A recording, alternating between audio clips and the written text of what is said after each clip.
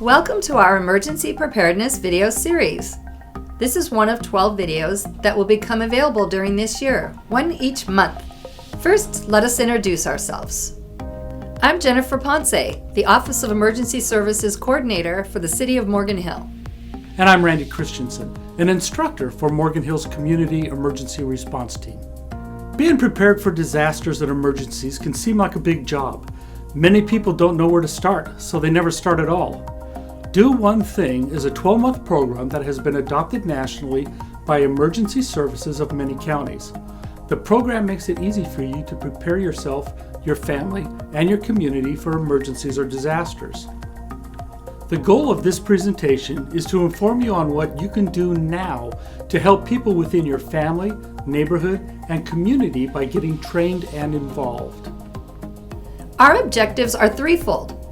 Select an isolated person that you know of within your neighborhood, or help start a neighborhood program or organization. Be an advocate for emergency preparedness in your neighborhood, church, private organization, or your community. Seek out an organization which supports your community during times of disaster. When disaster strikes, our police, fire, and emergency medical services will become overwhelmed and unable to quickly reach all people who need aid. It takes committed people from your neighborhood, your church, your school, and many other volunteer organizations.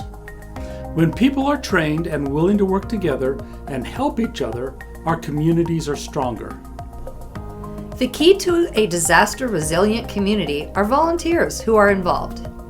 They are willing and capable of being able to look out for their families and neighbors. A resilient community is able to withstand or recover quickly from a disaster or difficult conditions.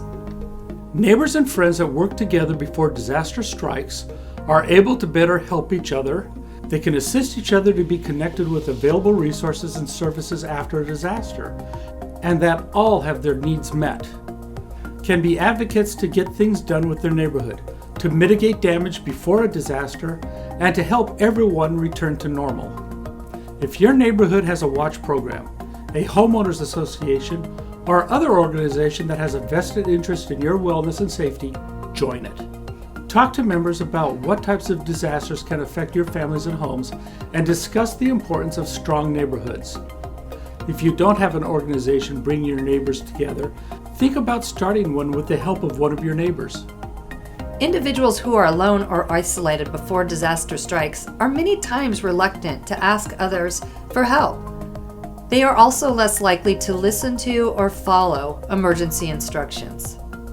Let them know that you'll be the one to check on them if and when a disaster strikes. Ask if you can help them plan and prepare for emergencies and disasters. Most people will welcome the assistance. People respond well to information that comes from others that they know and trust. Host a Build an Emergency Kit party.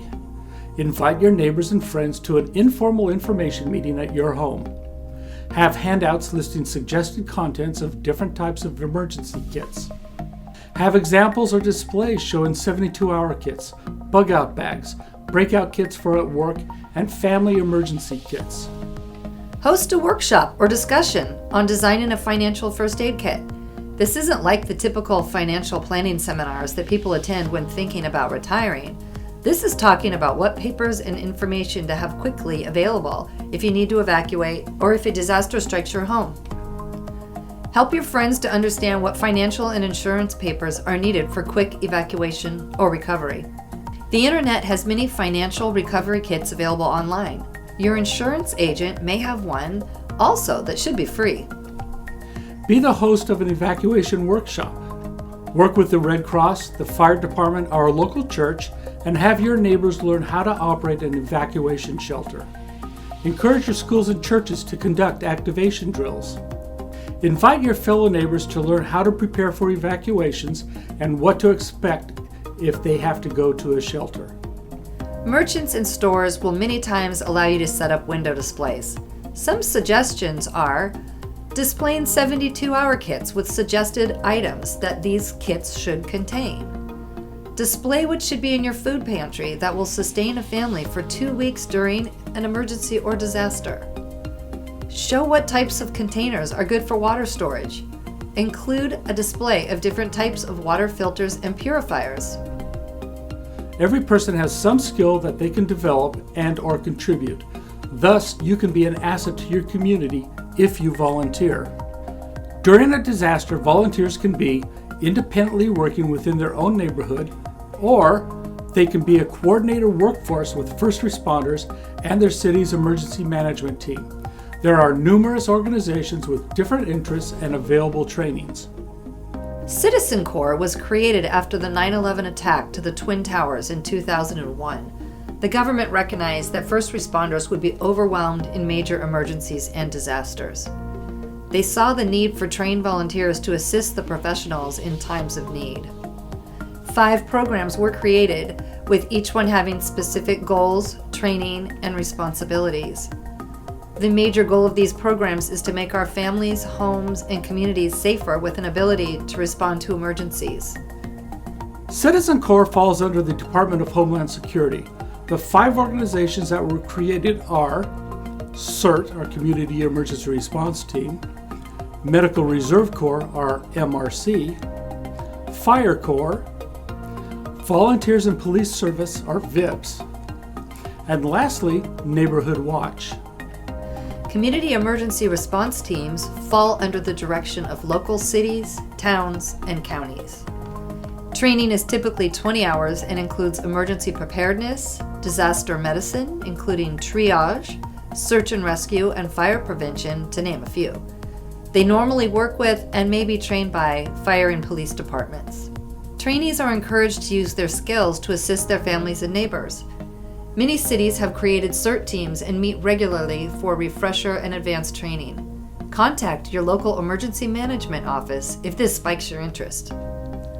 The Medical Reserve Corps, or MRC, is a network of volunteers who become local teams that work to improve the health and safety of their communities.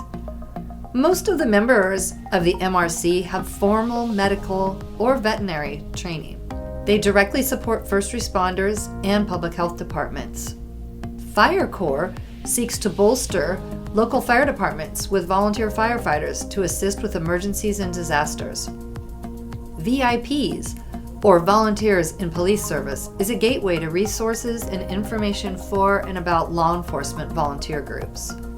The Neighborhood Watch program was expanded and includes terrorism awareness education into its existing crime prevention mission. It is administered by the National Sheriff's Association.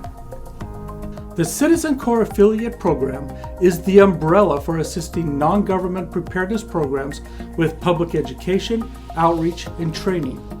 Examples are the American Red Cross. In addition to first aid training and blood banks, Red Cross volunteers are the primary specialists when it comes to emergency shelters. To get more information about becoming a Red Cross volunteer, contact your local chapter. In the greater San Jose area, that would be the Silicon Valley chapter. For Monterey, Santa Cruz, and San Benito counties, that would be the Central Coast chapter. VOAD, our Voluntary Organizations Active in Disaster, is a coalition of nonprofit organizations that respond to disasters as part of their overall mission. When a disaster occurs, VOAD coordinates planning efforts and works at eliminating redundancy while coordinating volunteer response with its 110 partners. Some of the partners are Catholic Charities, Presbyterian Disaster Assistance, Latter-day Saint Charities, and Team Rubicon. Ham radio operators have been a communications backbone during many major disasters. Each ham operator is considered an amateur and is licensed through the AARL, or American Radio Relay League. ARES, ARES, the Amateur Radio Emergency Service, is AARL's arm of emergency services. When ham radio operators are responding to civil emergencies and working with our government, they are part of RACES, the Radio Amateur Civil Emergency Services. Ham or amateur radio operators support emergency management and first responders at different events such as disasters or large activities. It used to be fairly difficult to get a ham radio license, but in recent years has become easier. You no longer have to know Morse code. Training classes are now offered where they teach you how to pass the license test in one day. They have a success rate of around 95%. Once you have your license, you can start talking on a ham radio. To get to know the rules and hardware better, there are ham radio clubs you can join. The men and women of these clubs graciously share their knowledge and expertise. You can most likely find your local club with an easy search on the internet. To learn more about Citizen Corps and find which programs you may be interested in, go to the Citizen Corps website. To be effective in an emergency, you need to be prepared before a disaster strikes. Sign up now to get training. You'll also need to always be ready. Keep refreshing your skills and practice often. Tight-knit neighborhoods that prepare make for more resilient communities. In review, we have discussed 3 basic areas on how to get involved before disaster strikes. Connect with those individuals who are isolated in your neighborhood. You should also consider starting or joining a neighborhood organization.